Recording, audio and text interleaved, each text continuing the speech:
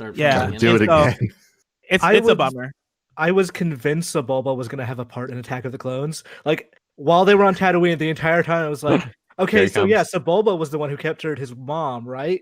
Because like there had to have been some like they wouldn't put Watto in if they weren't also going to bring back the fact that Anakin screwed over Sebulba. Like it's a logical. Do it again. I love this. It's a bummer. I was convinced Sebulba was going to have a part in it. He beat him fairly. While they were on Tatooine, the entire time I was like, he broke okay, so yeah, Sebulba was the one who captured his mom, right? Speeder. Because like there had to have been some like they wouldn't put Watto in if they weren't also going to bring back the fact that Anakin screwed over Sebulba. True. Like it's a logical. I love this. It's a bummer. I was convinced Sebulba was going to have a part in He beat him fairly. While they were on Tatooine, the entire time I was like, okay, so yeah, Sebulba was the one who captured his mom, right? Because like there had to have been some like they wouldn't put Watto in if they weren't also going to bring back the fact that Anakin screwed over Sebulba. I want to. I was convinced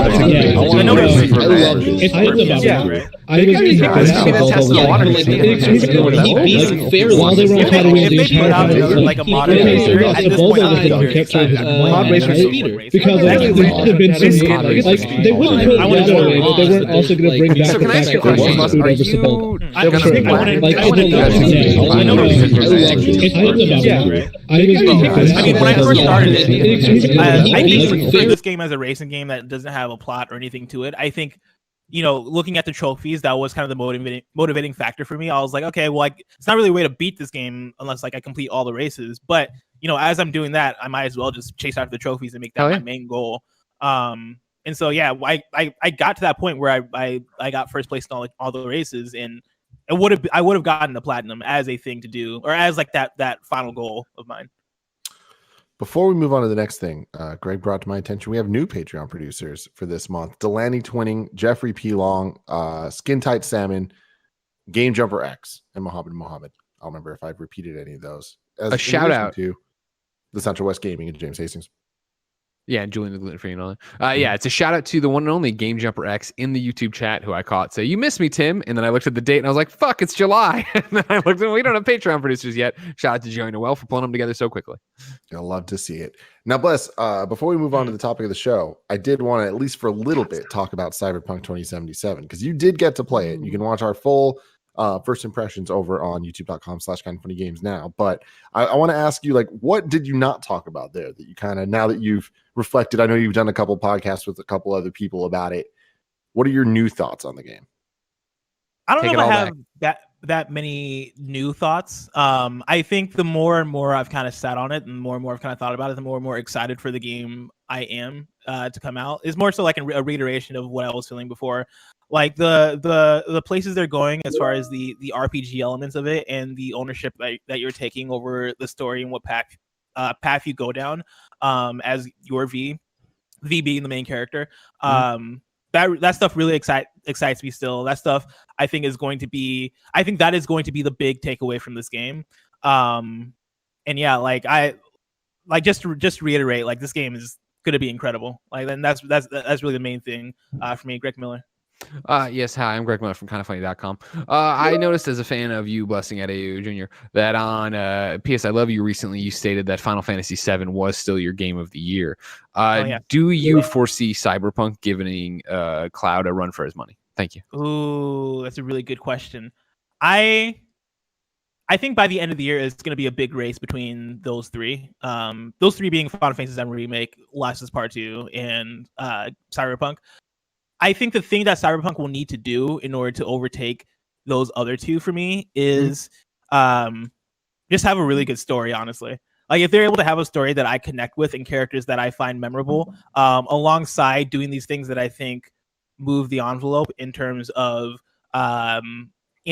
ambition and scope with the different branches you can take and the different customization elements and the different upgrade trees and dialogue trees and all those things. If they can do that at the same time create a memorable experience for me, I think I could see that happening. Especially because for me, I think out of all these games, Cyberpunk is the one that is most set up to really vibe with me. I've mentioned on shows before that, like, some of my favorite games are Grand Theft Auto games. Both GTA San Andreas and GTA 5 are two of my favorite games. Deus the Deus Ex series is really up there for me. I really like this type of game, being the open world city game, being the RPG that is also drenched in this sci-fi cyberpunk aesthetic. And so in a lot of ways, Cyberpunk is kind of set up to succeed with me in that way. But yeah, it's kind of a we'll see thing with the story and how well they actually execute. So does it feel more like Deus Ex, or does it feel like a GTA kind of game? Because like watching the trailer, it looked real actiony, and it's not something I expected from the people who made The Witcher. Like I expected a more like RPG kind of thing. You've said RPG a couple of times. I still remain unconvinced that is an RPG first and foremost, and then an action game part of second. It is. I think when you watch a trailer or when you just watch gameplay, you get open world action game vibes. But in the actual experience, it is like 100% RPG. I mean, it is 100% RPG with action elements that are very good, with action elements that work in the same way that you would think a Far Cry works.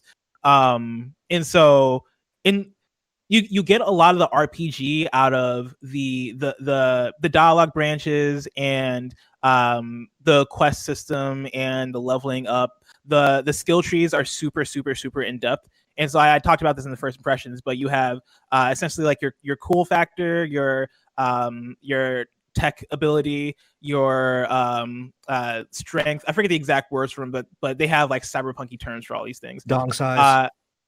Yeah, dong size. Yeah, no, dong size is legit just an aesthetic thing. But you have those different branches that you can put points into and then go into them and then expand out from there. And that, like, I mean, Horizon Zero Dawn has that as well, but the way in which Cyberpunk, I think, is doubling down on making that experience kind of core to the whole game and making that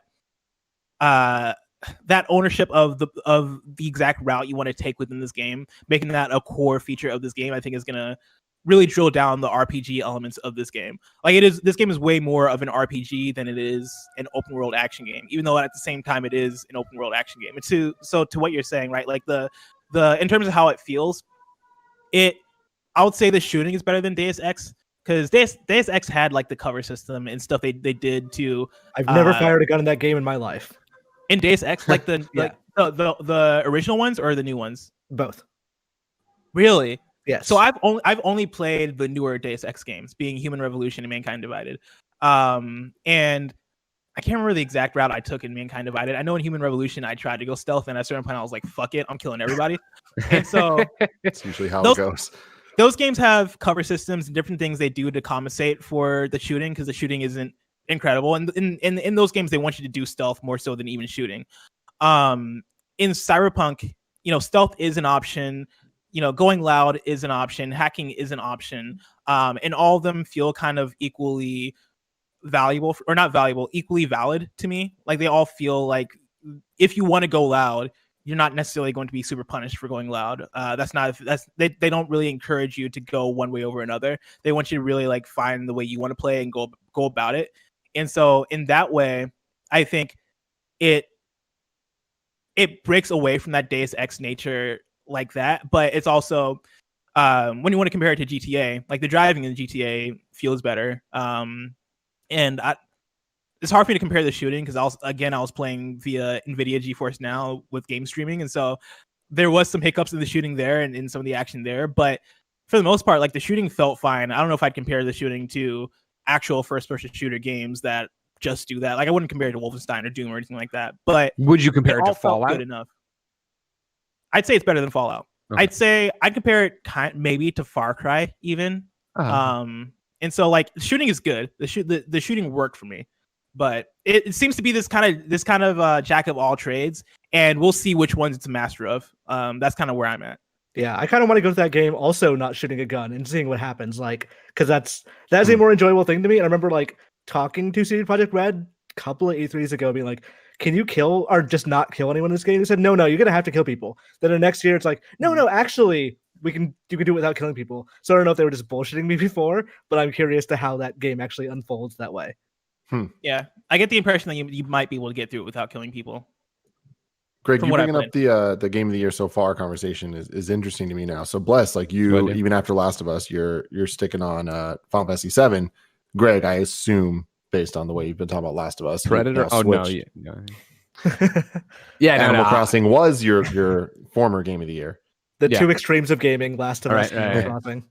Yeah, no, it's firmly in Last of Us Part 2 camp. And as much as I'm excited for Cyberpunk and Ghost and everything else, like I can't imagine anything dethroning it. Yeah, I hope it does. I hope everything dethrones it. Of course.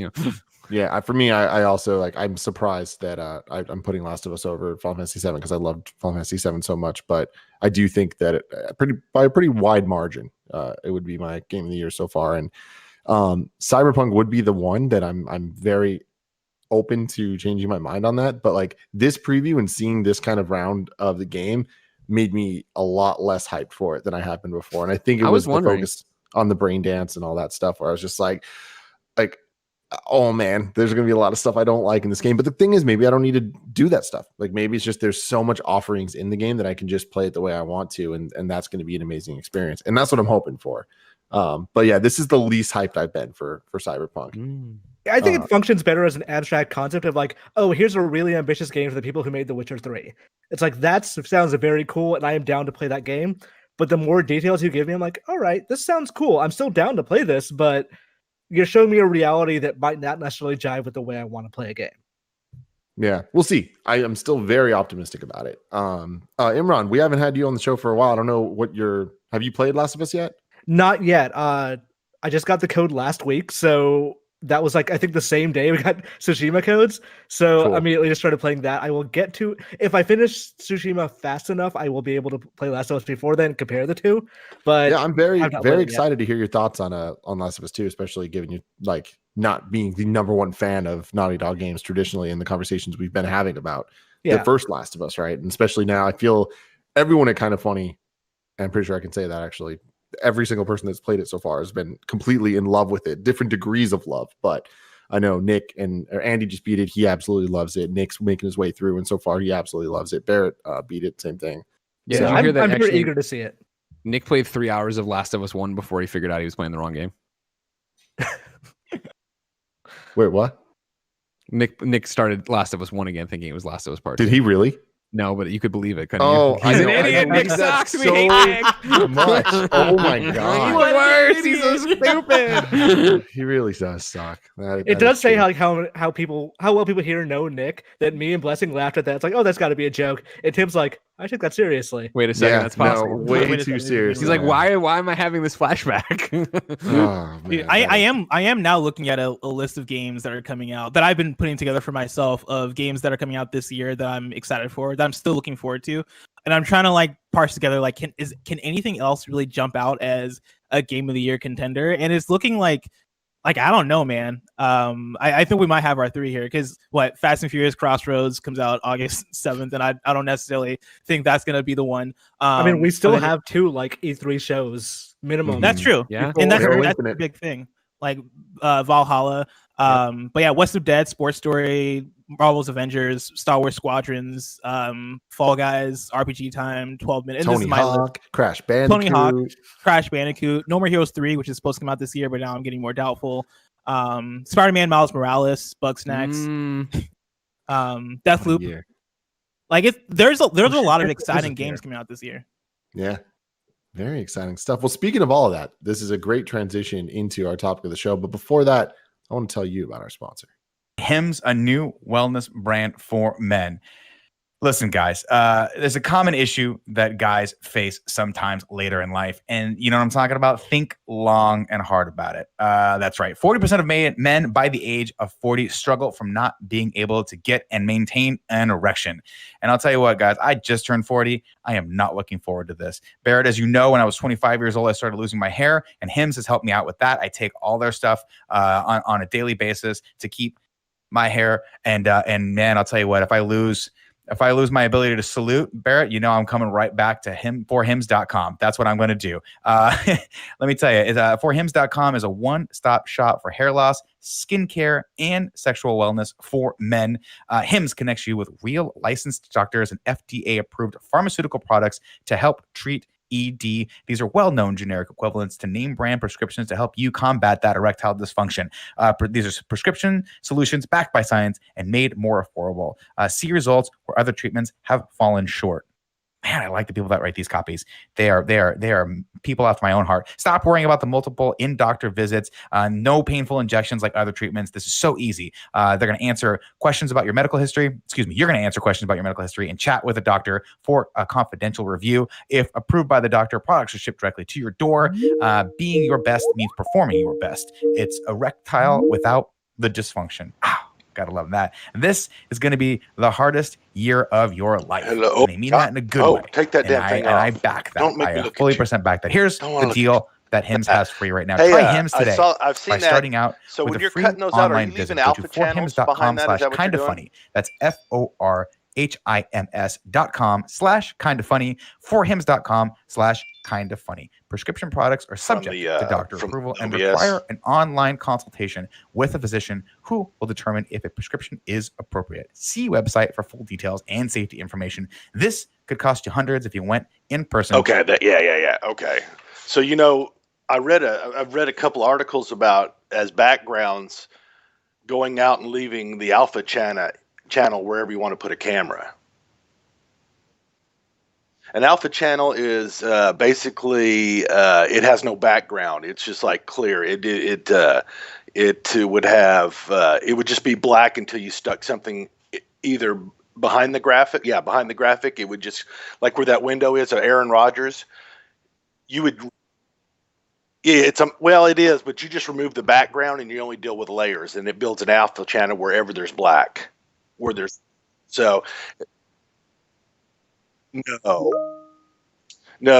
What you do is you would build it outside of OBS, import it in OBS as a scene, and then build your scene with that.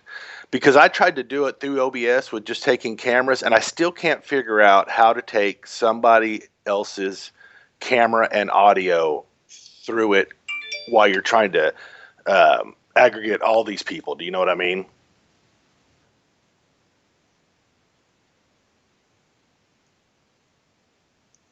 Right.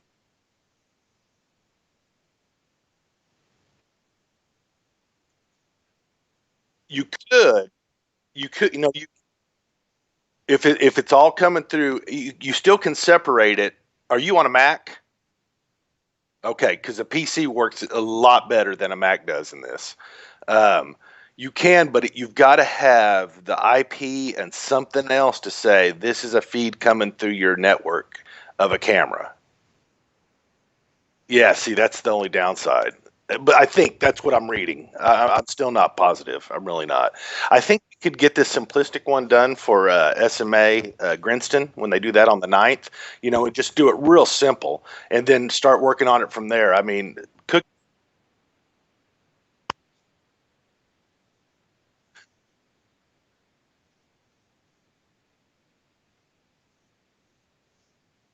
yeah. And so there's a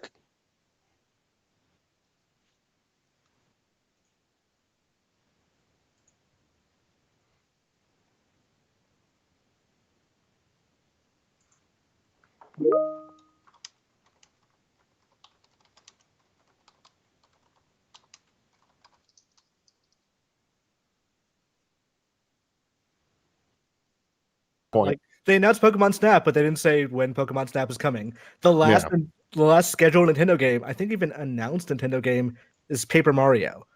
Yeah. Like, I guess Metroid Prime and stuff like that, like those will come someday, but right now Paper Mario's it, and they haven't announced what's coming after that. And it's like there's all the rumors of Mario games and stuff, and like that's great, but like right now they don't exist. Right now I have nothing to look forward to in the fall for my Switch. Yeah. And being somebody that wasn't into Animal Crossing, it's like, cool, then I haven't really I just picked up my Switch for the first time in months to play the Min Smash Brothers stuff. And like that sucks. I want more, Yeah. Like Bravely Default, it's supposed to be